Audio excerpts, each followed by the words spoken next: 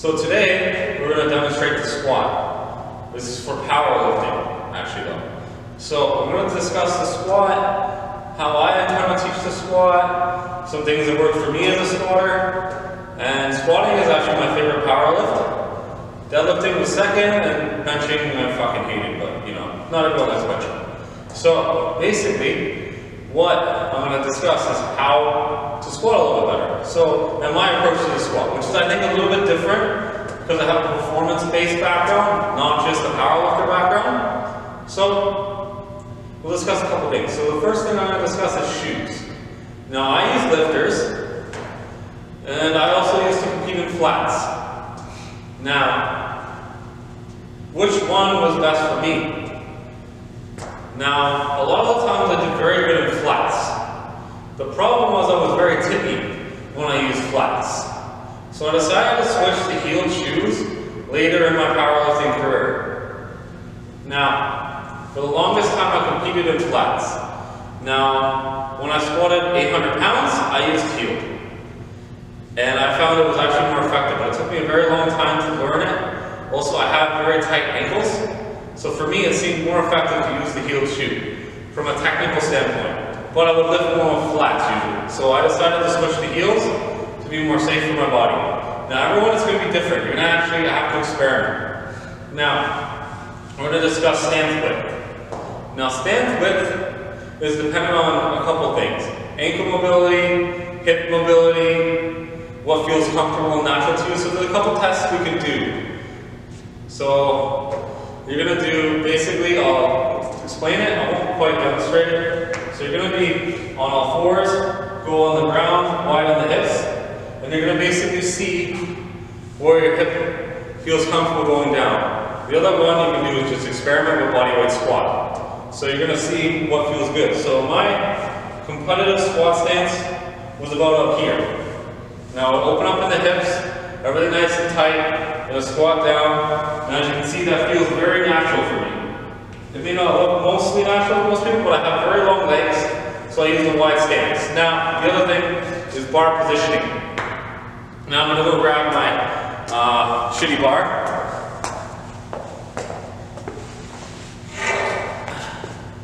Now, we'll use this for demonstration purposes.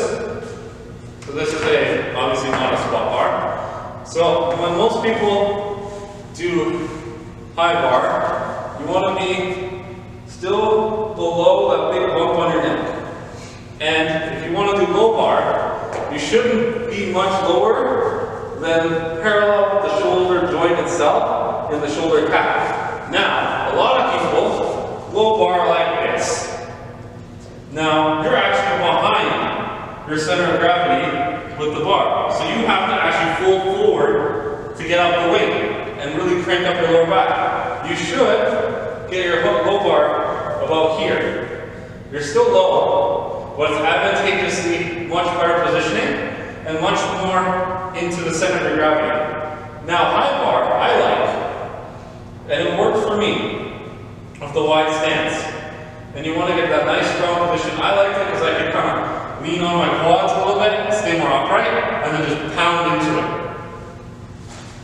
And really just pound on the quads. And rely on my quad strength a lot to help me get up. Now, is that optimal? No. Did it work? Hell yes. Okay. Now we're going to talk bracing and breathing. I'll take off my jacket. So, old school powerlifting bracing breathing method is, right? Now we want to push our belly out. And the reason for that is we want to build that nice big pin, but the other thing is we also want to have some pressure to push against on our squats. Now I was a lot fatter when I used to squat really heavy, so that helped a lot as well. So what you want to do is you want to not crank up your back. You don't want to do that, that's messing up your spine. You want to bring your ribcage down, really fill it all around here, fill up that big belly, push it out, make yourself pregnant, make yourself nice and fat, really, really strong and solid through here. Then you're going to squat down. And you maintain that the whole time. The only time you're going to breathe up is when you're about halfway up. Right? Now, The other thing you're going to do is we're going to talk about gripping on the floor. Now we want our big toe drilled into the floor on both sides, really building up that arch. You also want to create some tension in the ass by gripping the feet apart, pretending there's a piece of paper on the ground. Then you're going to also you don't want to open up. Everyone says open up at your knees. That's wrong. You actually want to open up at your femurs. So knee open looks like this. Femur open looks like that. That's much better, and that'll actually open up in the hip joint, which will allow you to get around the hips, which is what you're trying to do. So wider stance squatters have a shin your Q angle usually. So we're going to open up here, sitting in, see how much more control that is, and then pop out. Now one more thing before we get over the bar. Now, most people start the squat coming up with their legs. You want to start with your legs and pushing back into the bar. So I'm going to show you with just the legs, coming down, looking like this, boom, right? I want to see this. Really strong, tight upper back, pushing the bar forward a little bit, getting those lats super tight, back super tight, down, push up, boom. Now we'll piece that together on the bar. So, hand width is dependent on shoulder mobility. You don't have to crank it close if you can't get there. It should be where you can comfortably put your hands. So, for me, since I'm skinny now, that's like right in tight. But for most lifters, it's going to be a lot wider than that. And that's okay.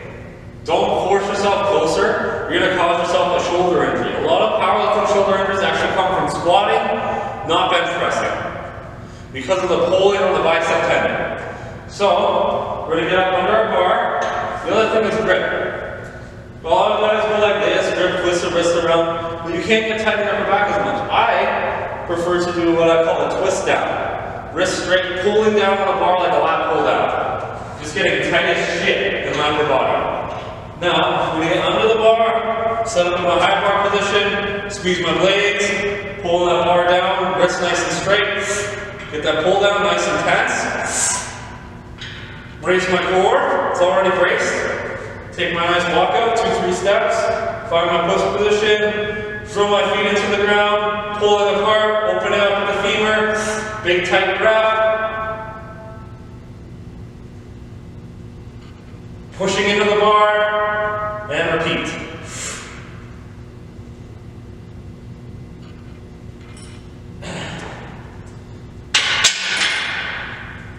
Now, for squatting, it's actually a very technical lift.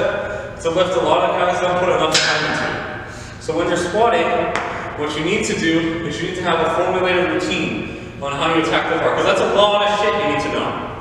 So, when you walk up to the bar, make sure you're grabbing the right spot, same spot every time, and you're going to get under the bar, make sure both feet are under, get really tense, think controlled steps, 1, 2, 1, 2, find your foot positioning, so make sure your feet go in the same spot every time, think feet tense, pull, knees open, start at the hip, bend at the knee, push them up, and that's it. Now give it a try next time you do your squats.